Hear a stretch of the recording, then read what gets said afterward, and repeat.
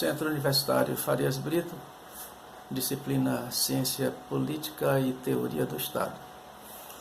Nossa última fala, nós estávamos trabalhando a perspectiva da gestão ideal do Estado.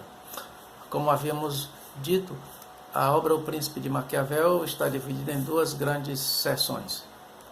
A primeira seção, do capítulo 1 ao 25º, o autor discute a gestão ideal do Estado. No 26º capítulo, o autor faz uma análise da gestão real do Estado. Ora, o que nós havíamos afirmado é que Maquiavel vai propor que o gestor ideal deve reunir em si mesmo valores intrínsecos e a capacidade de gestão de recursos extrínsecos.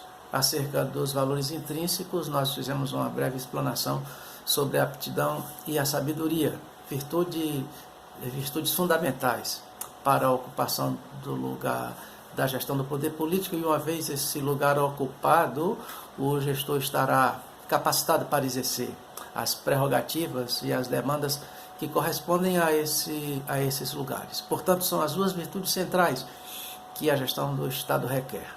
No entanto, o êxito da gestão política, o ideal da política do Estado, passa também pela necessidade do gestor desenvolver habilidades de administração de recursos externos.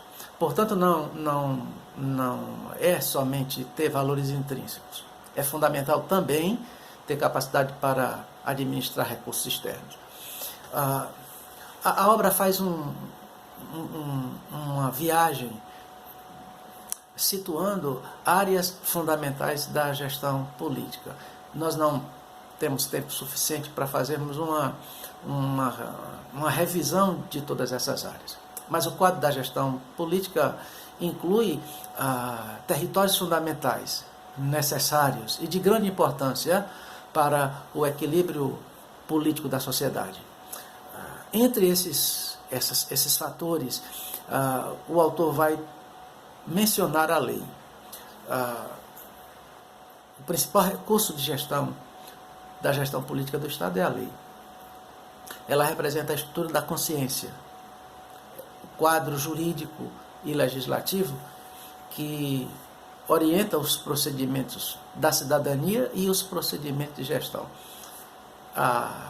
As leis trazem em si a constituição do espírito de um povo e da sua instituição.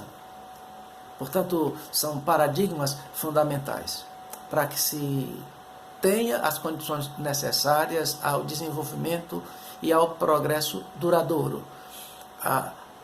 As leis constituem uma matéria de consciência cívica, e me parece que essa é a primeira grande prerrogativa do Estado, a trabalhar com as consciências, trabalhar com a mentalidade cooperativa, envolver a população dentro de um campo de comando, dentro de uma bandeira voltada para o desempenho e, ao mesmo tempo, a conquista do amplo bem-estar.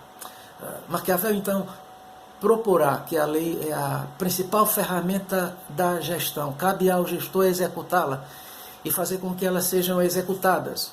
E na execução da lei está a garantia da saúde, está a garantia da paz e da segurança nacional. Mas não somente isso.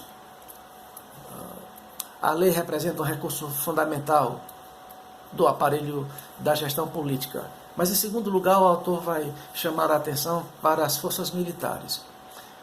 Em nenhum momento da história política do Estado, no passado, no presente e possivelmente no futuro, a gestão política do Estado prescindiu do uso da força. Me parece que a natureza da organização social requer isso. A natureza humana também requer isso. De tal forma que Maquiavel vai propor uma discussão muito interessante acerca das forças militares. E, por ser um nacionalista, ele vai asseverar que essas forças devem ser compostas por patriotas. Nega a eficiência de contratação de mercenários nega também a eficiência de forças auxiliares e de forças mistas. A segurança e a defesa devem ser responsabilidades atribuídas aos cidadãos, que devem exercer a violência técnica, que devem exercer a força técnica quando ela é necessária. E quando nós falamos na força técnica que o Estado, em certas situações, é obrigado a exercer, nós estamos dizendo que esta força, tanto quanto outros méritos do Estado, está relacionada à execubilização do bem comum. Portanto, as leis e as forças militares. Um outro tema que vai chamar a atenção do pensador florentino são as finanças. E há uma frase muito interessante que Maquiavel diz quando ele trata das finanças. Ele dirá que é melhor que o gestor seja tido por miserável do que por liberal. É uma frase que não pode ficar fora de uma análise. Ela é atraente, é muito chamativa. É preferível que o gestor tenha a fama de miserável do que de liberal.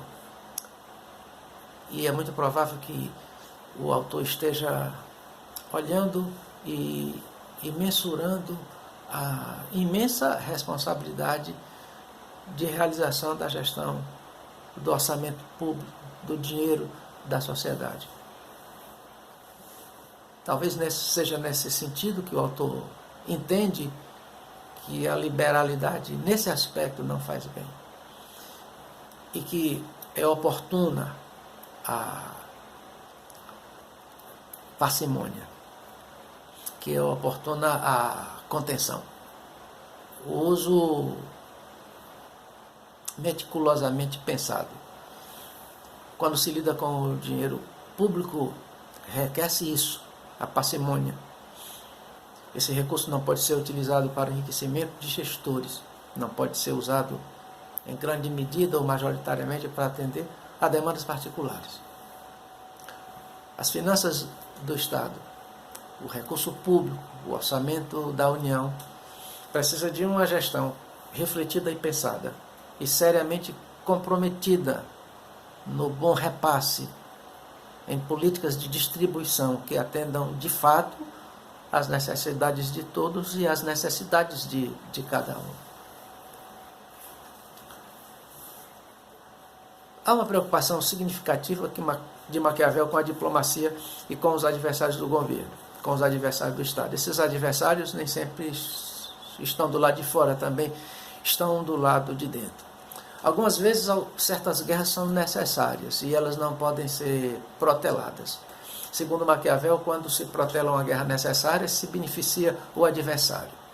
Portanto, os inimigos do Estado e a diplomacia são temas de profundo interesse do pensamento de Maquiavel. Ele tem 3 frases muito significativas nesse tipo de análise. A primeira delas, ele vai afirmar que é importante que o gestor seja ao mesmo tempo raposa e leão. Raposa para evitar as armadilhas e leão para afugentar os lobos. Depois ele proporá que o gestor deve ser temido e amado. No entanto, entre uma das duas coisas, para o seu bem e para a sua segurança, é preferível que ele seja temido e não amado. Uma outra frase que o Maquiavel proporá dentro da questão da diplomacia e do trato com os adversários do Estado, vai asseverar que em determinados momentos e circunstâncias a crueldade é necessária. E esse é um dos termos do livro que causam profunda consternação, porque em certos aspectos o Estado não pode demonstrar outro rosto, outra face, senão a face da crueldade. E me parece que nesse momento o autor está olhando para áreas de profundo comprometimento político. O autor parece que visualiza o Estado lidando com grandes adversários, com grandes inimigos, tecnicamente bem preparados e dispostos a tudo.